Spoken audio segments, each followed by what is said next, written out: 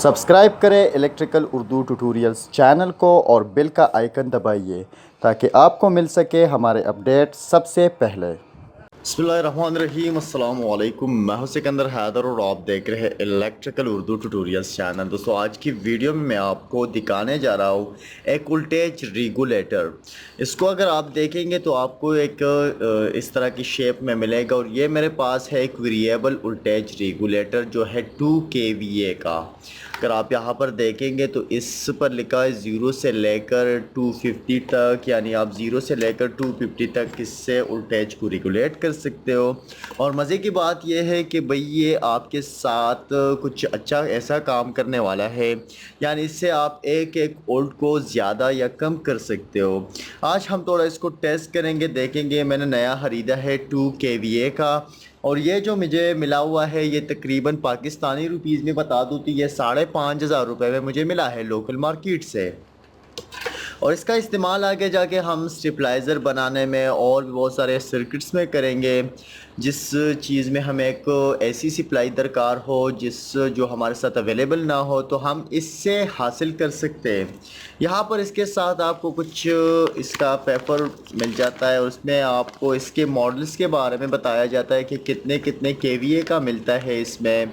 यहाँ पर आपको 15 केवीए तक मिल सकता है और इसी तरह ये करंट्स की डिटेल्स आप को दी गई है। और इसी तरह इसका जो लेआउट कनेक्शन है, यानी इसका प्राइमरी और सेकेंडरी दिखाया गया हुआ है। इसी तरह अगर देखा जाए तो इस साइड पर भी कुछ पेपर वर्क है, लेकिन इसको बाद में देखेंगे। इसके साथ ये 2 फ्यूज़ें आती है, ये फ्यूज़ लगता है कुछ यहाँ पर, और ये है 10 एम्पेयर का फ्यूज़। तो अगर आपका फ्यूज़ ख़राब हो जाए तो ये छोटे साइज़ का फ्यूज़ आप लगा सकते हो या बाज़ार से और भी ख़रीद सकते हो। ये इसकी इनपुट सप्लाई है, यानी इनपुट सप्लाई आपने यहाँ से एंटर करनी है और ये इसका ऑन ऑफ का स्विच है। इसी तरह यहाँ पर ये जो आउटपुट वोल्टेज वोल्टमीटर है वो हमारे साथ एक LCD स्क्रीन है, तो ये भी कमाल का लुक देता है और कमाल की वोल्टमीटर इसको हम कह सकते हैं।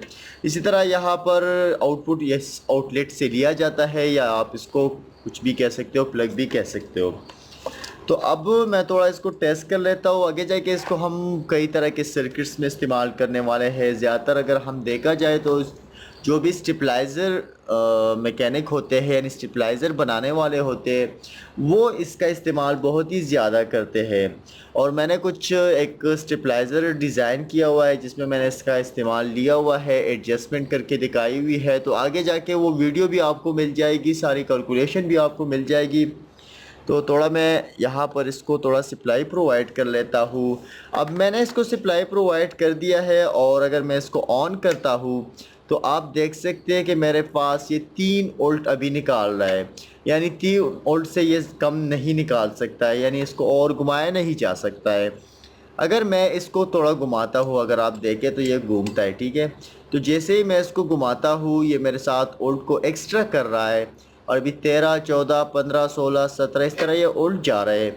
तो जितने वोल्ट मुझे दरकार होंगे उतने वोल्ट मैं यहाँ से ले सकता हूँ।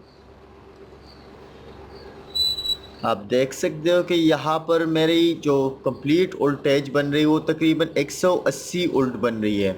अब यहाँ पर मैं आपको बताता चलूँ कि यहाँ पर 250 वोल्ट दिया हुआ है, लेकिन ये जो हमारे साथ ये जो वोल्टेज रेगुलेटर है, इसको अगर आप इनकमिंग सप्लाई दोगे 220 वोल्ट, यानी अगर आपकी इनकमिंग सप्लाई है वो 220 वोल्ट है और आप इसको इनकमिंग सप्लाई 220 वोल्ट दोगे, तभी आपको ये 250, 225 या 200 वोल्ट दे पाएगा। लेकिन अभी मेरा जो है ना कुछ सप्लाई में मसला है और ये तकरीबन मेरी जो इनकमिंग सप्लाई आ रही है वो 120 वोल्ट के आसपास है। तो अभी मैं 120 तो आ रही है, लेकिन उसके बाद एक छोटा सा रेगुलेटर लगा हुआ है जिस की वोल्टेज आउटपुट मैंने अभी चेक नहीं की, मैं थोड़ा चेक कर लेता हूँ। जी जनाब, तो ये जो हमारे साथ वोल्टेज रेगुलेटर है उसको अगर आप 220 दोगे तभी आपको ये 250 तक वोल्ट दे सकता है, लेकिन अभी ये मुझे सिर्फ 180 वोल्ट तक ही दे रहा है। तो इसकी मेन वजह यह है कि ये जो मैं इसको इनकमिंग सप्लाई दे रहा हूँ, इनपुट दे रहा हूँ, वो मेरे पास 157 वोल्ट के करीब है। तो अभी इसलिए ये 180 वोल्ट दे रहा है, लेकिन अगर इसको आप कम्प्लीटली प्राइमरी को 220 वोल्ट दोगे तभी ये आपके लिए 250 वोल्ट तक दे सकता है। तो इसका इस्तेमाल क्या है भाई? एक तो हम इसका इस्तेमाल ऐसा कर सकते हैं कि हम अगर किसी सर्किट में हमें कुछ ऐसी वोल्ट की दरकार हो जो हमारे साथ अवेलेबल ना हो, यानी उसके लिए हमें कोई सप्लाई या ट्रांसफार्मर ना हो, तो उस वक़्त हम इसका इस्तेमाल आर्जी तौर पर ले सकते हैं।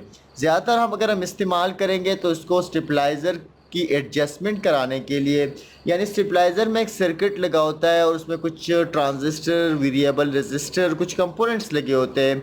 उसमें हमारे साथ दो टाइप्स आते हैं, एक ट्रांजिस्टर टाइप आता है, दूसरे में हमारे साथ आईसी आती है और उसमें भी कुछ ट्रांजिस्टर रिलीज़ के लिए और वेरिएबल रेजिस्टर होते हैं। तो उसको हम कुछ इस तरह से कंट्रोल करते हैं कि हमारे साथ अगर इनकमिंग सप्लाई इतनी हो तो हमारे साथ कौन सी रीडी ऑपरेट होनी चाहिए। उसके साथ हम एक स्टेप डाउन ट्रांसफार्मर, कुछ रेक्टिफायर का इस्तेमाल करते हैं, डायोड्स का इस्तेमाल करते हैं। तो आगे जाके आपको वो सारी चीज़ें मैं समझाने वाला हूँ कि कैसे आपने उसको सेटअप करना है। इसी तरह अगर इस वीडियो में मैं सिर्फ यही आपको बताना चलूँ कि अगर आपको कोई ऐसी सप्लाई दरकार हो जो रेगुलेटेड सप्लाई आपको दरकार हो, यानी अगर आपको 50 वोल्ट एसी सप्लाई दरकार है तो आप यहाँ से 50 वोल्ट्स बना सकते हो। ठीक है, जैसे कि मैं अगर यहाँ पर बना रहा हूँ 50 वोल्ट। ठीक है, ये 50 वोल्ट मेरे साथ बन चुके हैं।